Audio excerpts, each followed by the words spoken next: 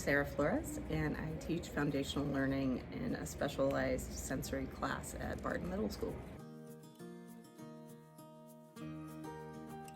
In Hayes, we discovered we had a set of students who had very similar needs, who were deafblind, or there were some who were blind with additional disabilities or had low vision and additional disabilities, or were deaf disabled, and that we wanted to set up something special that was a really great accessible environment for them. So we've set up a class that is really structured around teaching language, teaching independent living skills, sort of married with academics. So very meaningful academic activities, not anything that's going to be super abstract. It's got to be very concrete for our students.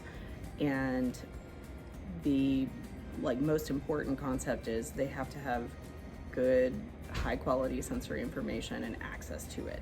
So we make sure we have really good medical data and assessment data on exactly what they can see and hear.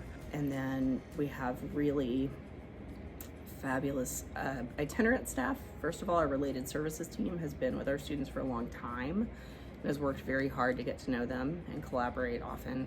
And we have wonderful paraprofessionals who are insightful and observant and constantly learning new things and striving to do the most they can for our students. So it's pretty special.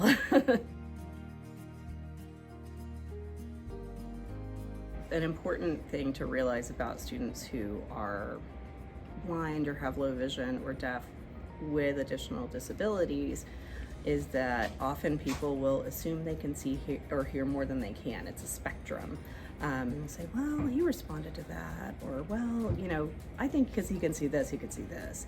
And they will assume that the student's not doing something because of their intellectual disability, when in reality they didn't get access to the information required to do it.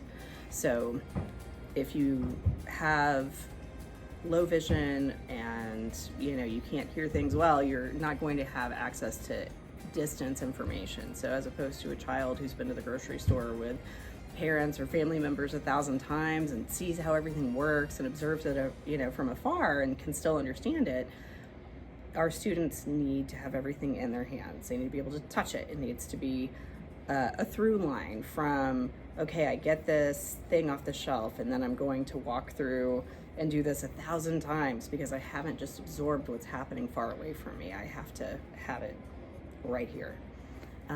Without that, there can be, he's just never going to learn this. But we kind of try our hardest to figure out exactly what they can see and hear and set up the environment to be as accessible as possible.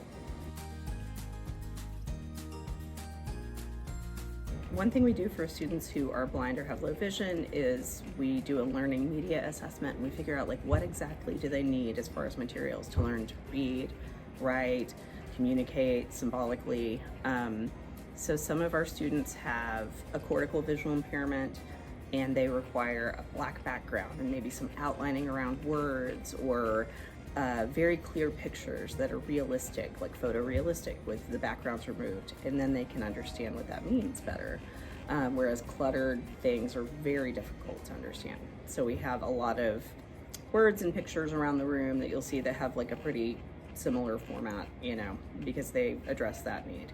Some students need objects. They're not ready for a more symbolic representation, a more abstract representation of something. So we'll use object symbols for a while. Like this fork means it's time to eat because it's a very clear symbol.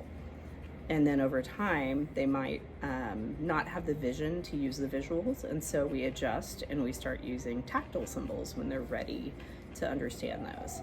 And tactile symbols are kind of hard because they're essentially like sight words. They don't have an automatic meaning when you look at them or touch them. They're abstract and you have to memorize their meaning. It has to be done through association, repeatedly, and then students learn those. No one is simple, we contain multitudes, and we just try to honor and respect all of that. So trying to be age appropriate, but also developmentally fair to them. So it's meeting them where they are and then figuring out just what's the next thing and just what's the next thing after that. For our students, some of them have very unique ways of signing. They may do something that's called signing as perceived. So if I've taught them signs by putting my hands under theirs, they may use the hand shape on the outside to do the sign. So instead of signing book, they might sign book or something like that. Or they have just completely alternative signs that they need to use, like home signs that are sort of made up from them. And because of that, when they move on to different classes, it can get really sticky, even with someone who knows American Sign Language. So we've created communication dictionaries, and we try to put them in alphabetically and put like the word in the background and have a video of maybe the American Sign Language version and then that child's sign for that word. We can also do things in our communication dictionaries like information about things that might indicate the child is becoming distressed, like a subtle signal that maybe they're starting to ramp up and they need a sensory break, or something else, like any kind of tell a child has. Because when you have a lot of complex communication needs and complex access needs, it can take significant time for people to get to know you, and that's valuable time lost in instruction. So we want to provide the best setup for them to transition to another program.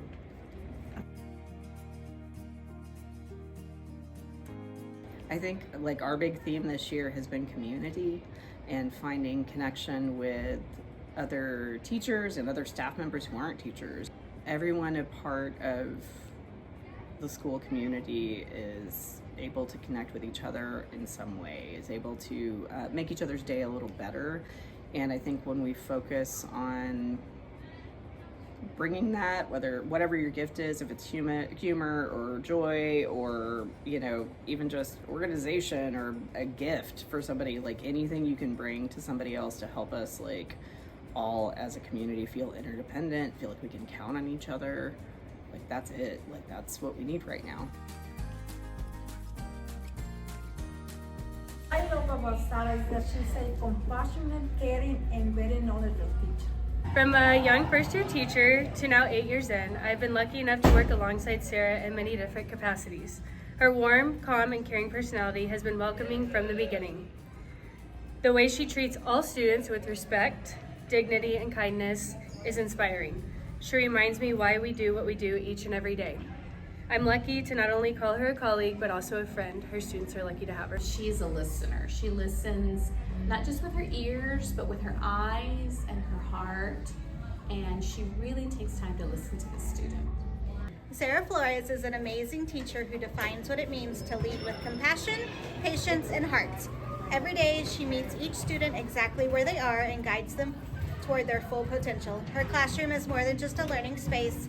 It's a place with encouragement and a celebration of every victory, no matter how small.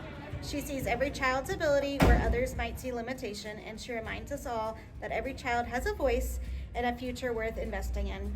She doesn't just teach, she inspires. She advocates, and she brings out the very best in her students and the rest of us too. Sarah is a rock star, and we're so lucky to know her. Her care for the student, ultimately her love for her job and what she does for her students, it's amazing to watch her work.